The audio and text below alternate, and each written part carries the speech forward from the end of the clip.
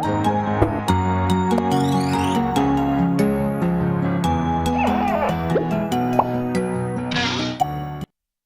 de volta com o programa O Mundo da Criança. Hoje nós estamos falando sobre cardiologia infantil. Nós estamos procurando transferir para você, papai, mamãe, alguns conceitos que envolvem o coração do bebê. Eu sei que se falar em coração você assusta, você fica preocupado. Mas é preciso pensar agora, enquanto o filho é bebê já, porque tem até uma diferença de quem amamenta, né, doutor Fábio? Porque com a hipertensão, com os problemas das doenças, das síndromes metabólicas lá no futuro. Então, desde bebê, a gente tem que começar a pensar nisso.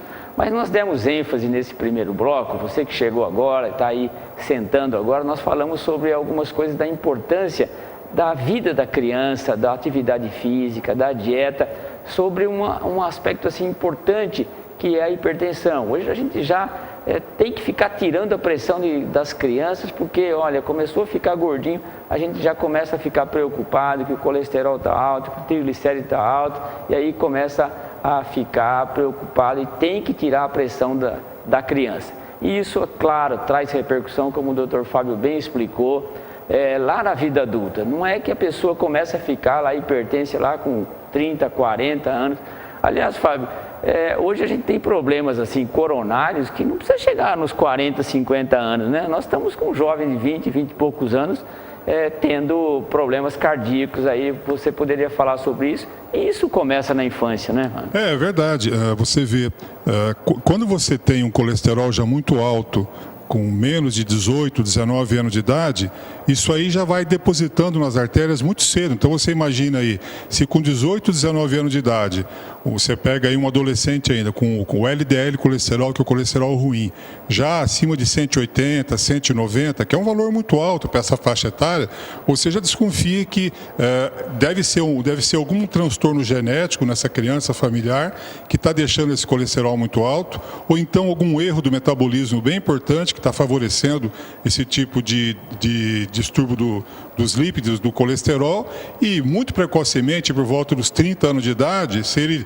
for tendência à obesidade, tiver pressão alta, tiver história familiar, já vai ter muito cedo um evento do coração, uma isquemia aguda do coração, que pode dar um infarto e pode muitas vezes ser fatal. Então você vê que hoje em dia, cada vez mais, a gente começa mais cedo, cuidar dessas pessoas, fazer o colesterol mais cedo, dosar então o colesterol, dosar a glicemia, medir a pressão arterial muito mais cedo do que a gente fazia antigamente. Eu me lembro que eu ia no médico quando era criança, quando tinha alguma coisa, né? Raramente a gente procurava um pediatra ou alguém, porque para prevenir doenças assim, como a gente tem visto nos dias de hoje. E tem que prevenir, né, Fábio? Sim, é verdade. Você mencionou uma coisa e eu queria assim chamar a atenção dos pais, porque me parece, Fábio, que essa manifestação precoce de doenças de hipertensão ou mesmo de um infarto em jovens tem uma história familiar, né? Tem uma história familiar. Sim. Portanto, eu queria que o Fábio comentasse que se você tem uma história desse tipo na família, de pessoas jovens, 30 anos ou um pouco mais, um pouco menos, mas que foi surpreendido por um problema desse tipo, tem que olhar para os filhos, né, Fábio? Sim, o grande problema que a gente vê é quando você detecta aí um colesterol muito alto, precocemente, aí 18, 20, 22 anos de idade, um colesterol já alto, e tem uma história familiar, é você conscientizar o indivíduo desse que ele já tem que mudar a alimentação desde essa idade, e muitas vezes se é uma doença familiar, um transtorno genético, ele tem que tomar remédio, e a tendência ele fala assim, eu vou tomar o remédio até meu exame ficar bom, quando o exame ficar bom eu paro, né?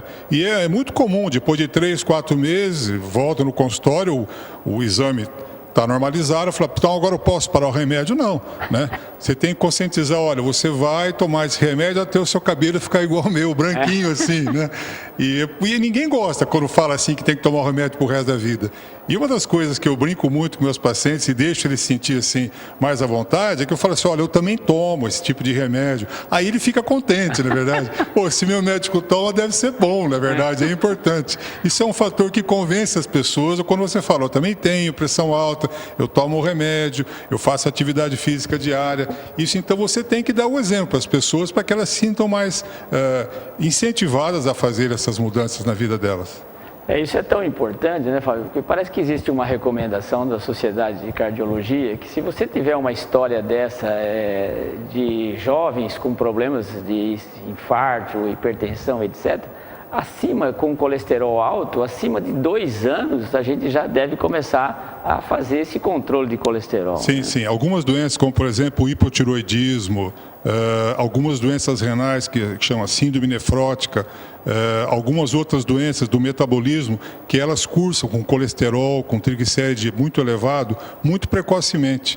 Então, quando você desconfia isso por algum fator familiar ou você em algum exame de rotina, ou a criança vai colher o exame de sangue por alguma outra coisa e já o laboratório percebe lá que o soro está leitoso, o sangue da criança parece já meio amareladinho por colesterol.